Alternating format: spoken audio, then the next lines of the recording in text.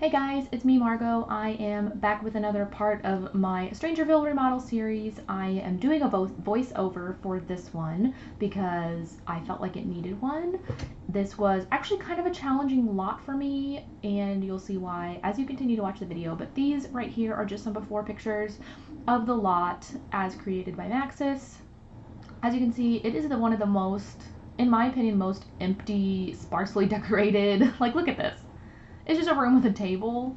It's one of the most sparsely decorated lots I've ever seen, but honestly that makes my job easier. There's less to delete. But like there was an entire room with just like a little kid's desk, and then another entire room with just like a table and a bookcase. So once I start actually trying to decorate the house, I see why, because it's really hard. It's a really big house, and there's just a husband and wife living here. So this is the house of the Roswell family, and Ted Roswell is the mayor of Strangerville.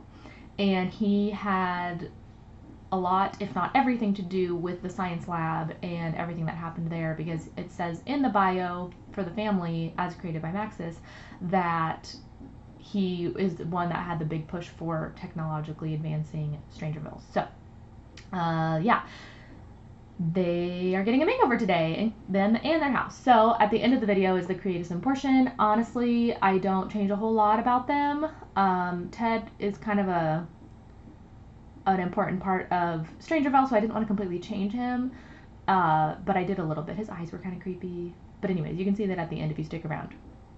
So the weird thing about this house is that like every room is blue.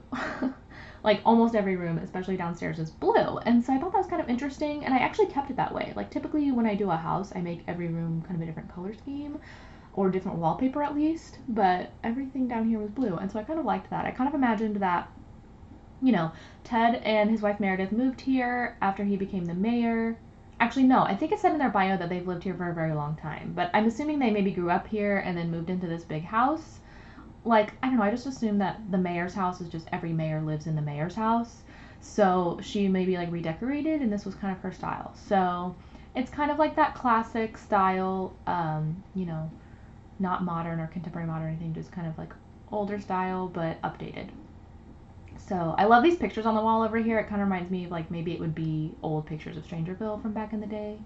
So as a mayor's house, I feel like it needs to be set up to entertain, because I think as a mayor you have, you know, community members or city council members over. So we have kind of a more formal sitting area and an entire kind of like office area downstairs, just kind of like fit to entertain, I guess. And this room over here to the very left, the kind of big one right there that I'm looking at, is my struggle room. It took me until the very end to figure out what to put there. So stick around and you'll see what it is. It was really hard. Since there's no like kids or anything, I didn't have the luxury of making like a kids room or anything. So there's 2 guest bedrooms in this house, and there are still multiple rooms, but I had nothing to put in there. It was really difficult to come up with stuff. So this is guest room number 1.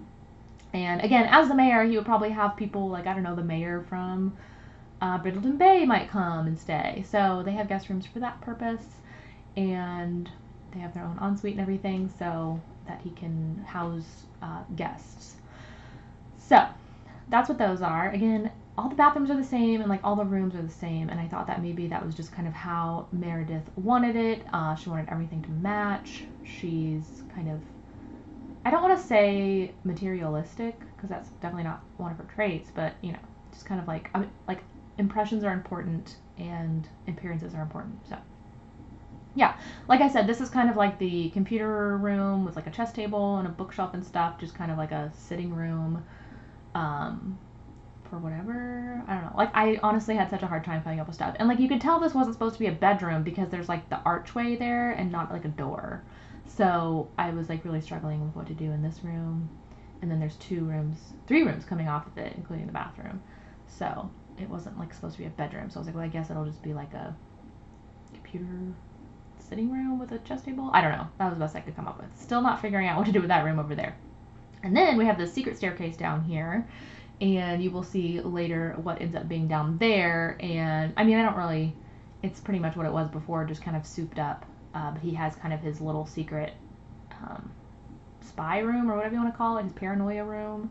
And if you haven't played Strangerville, the paranoid Sims, if they have that trait, they feel a lot better when they're underground. Like they have a moodlet for a positive moodlet for being underground. So, or in a basement, I guess. So it's always good to have a basement if you have a paranoid Sim because that makes them feel better, makes them feel safe. So this is the kitchen, a nice updated kitchen. I use this cabinet set a lot because it's my favorite. I love it. I think it's sleek. And I love the glass, but it's not, you can't like see through the glass like in the dining stuff set. And then there's a nice big round table, again, to entertain. And I realized later that I could have made that other room, which has like the chess table and the computer, I could have made that a dining room. It's just so far from the kitchen to me. Like you have to go all the way around the stairs towards the front of the house to get there. And this kitchen was big enough to have a table, so I just kind of left it how it was. Although I thought after doing the kitchen about going back and changing it to a dining room, but again, looking back at that room, still don't know what to do there, so I'm going to move upstairs.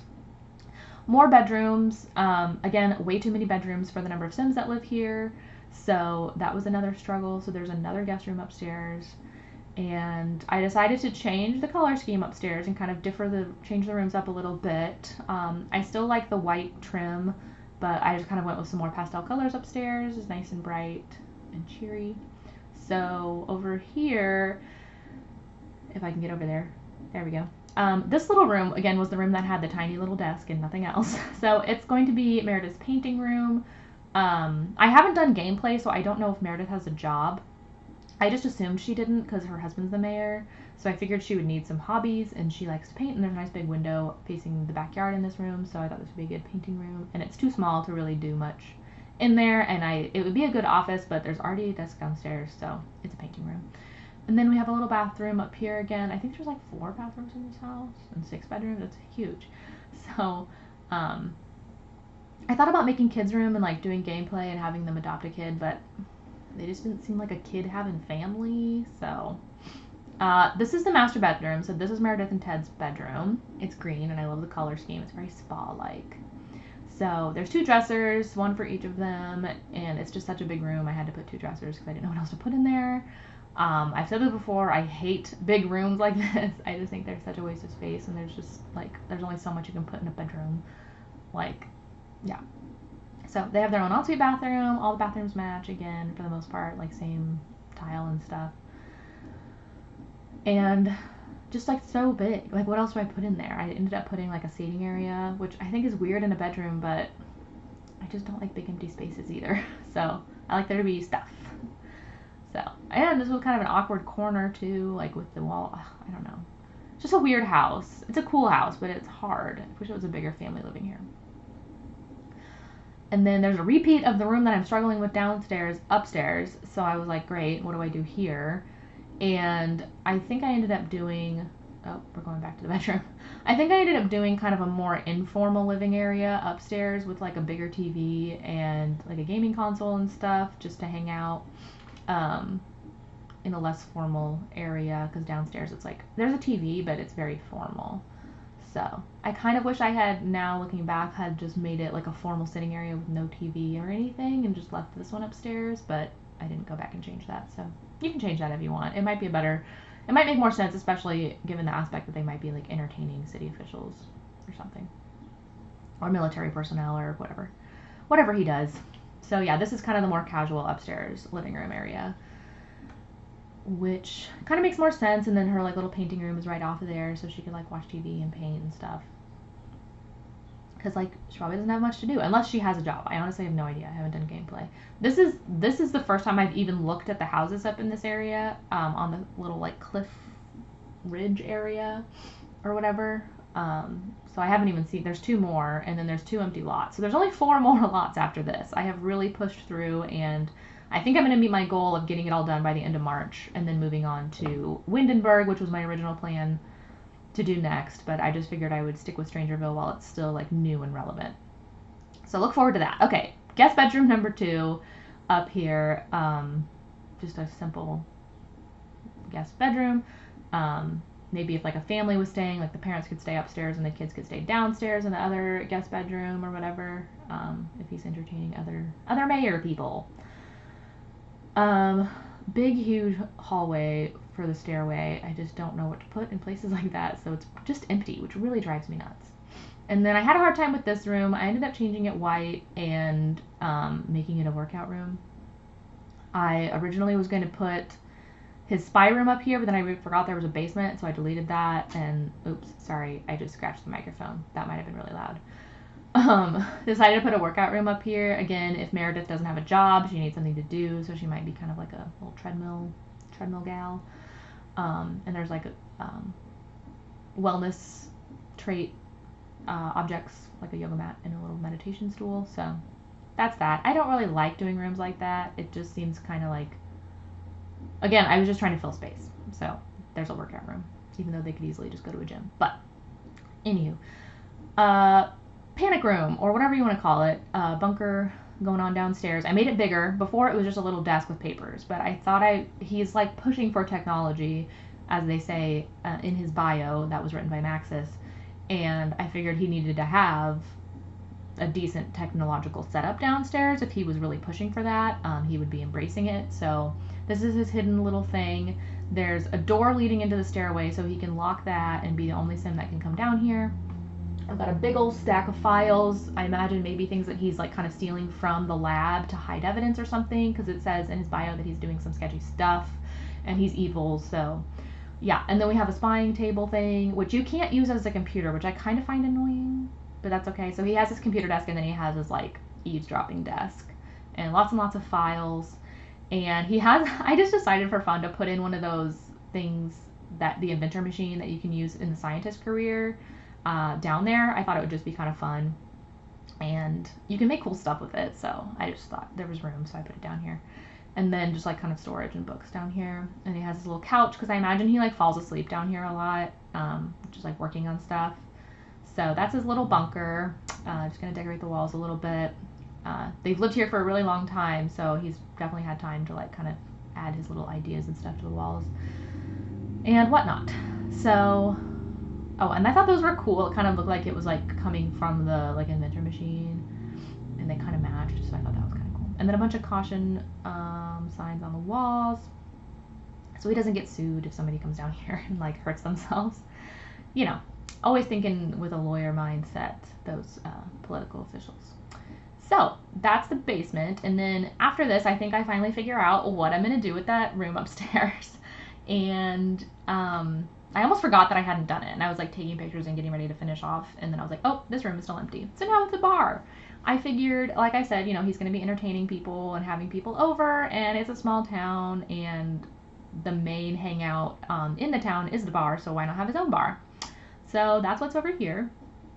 I think it fits kind of nicely. There's just a couple small tables and the bar, and I figured, you know, he's rich, lives in the biggest house in StrangerVille, so he could hire a bartender if he was entertaining or having a party or whatever, and, you know, do that. So, oh, I found a fire extinguisher, and I figured that should be in the basement, so I did that real quick. Yeah, so he has a little bar area. I think it's kind of cool. I don't usually put that in houses, but I think it kind of works here. So, and then he's just got lots of pictures of Strangerville, which I assume that's what those are. They came with the Strangerville pack, so I just assume they're pictures of Strangerville. And yeah, and then I again take more pictures, and then I'm like, oh, forgot the little baby bathroom upstairs behind the staircase, so I did that as well, and just made it match all the other bathrooms. So now that one's all done. It's in the gallery if you would like to download it. I didn't change anything about the outside. I liked the outside, honestly. I looked at it and I didn't really see anything I wanted to change, and there's not much of a yard, so I didn't have much to do there. So this is Ted. I love his little cowboy outfit that he wears just in different colors, so I pretty much kept that, and I just changed some of his other outfits. And this is his wife, Meredith. She was kind of scary looking, and she's supposed to be like a good person, so she looked mean, so I kind of changed her eyebrows a little bit so she didn't look so mean. And then she wears very heavy makeup, which like I get because she's like rich and stuff, but it just was not, it didn't look good. So I changed that a little bit. And her hairstyle, that just reminds me of like middle school, that like bouffant half up thing, which just seems really young to me, and she's supposed to be like an adult, so I changed her hair, make her look kind of more of like a sophisticated older woman. But yeah, and then I changed her makeup and all of her outfits because she just looked scary. It was a lot of makeup. So She has a very nice professional businesswoman looking formal outfit, which I thought was perfect for her role as the mayor's wife. And yeah. And that little like dress, I love that dress. Like I used it in my Strangerville Let's Play series, which you can watch if you want, where I go through the whole story mode for Strangerville. But it just didn't seem to fit her role. I don't know. It just looked kind of like a poor person would something a poor person would wear. So she's a little more sophisticated. But she still wears cowboy boots, you know. She's hip. So yeah. Here's the after pictures. The kitchen is my favorite part for sure. I love that kitchen. But yeah, that's the house. I hope you enjoyed watching. Like I said, just have 4 more lots for the rest of Strangerville, so I'm almost done. And there are 2 empty lots, and I want one of them to be a community lot, but I'm having trouble deciding what it should be. So there will be a poll on my Instagram today. Today is March 26th. I'm going to get this video up in the next hour or so, and there will be a poll on what community lot to put in one of the empty lots. So be sure to check that out, and I will see you in my next video. Thanks for watching. Bye.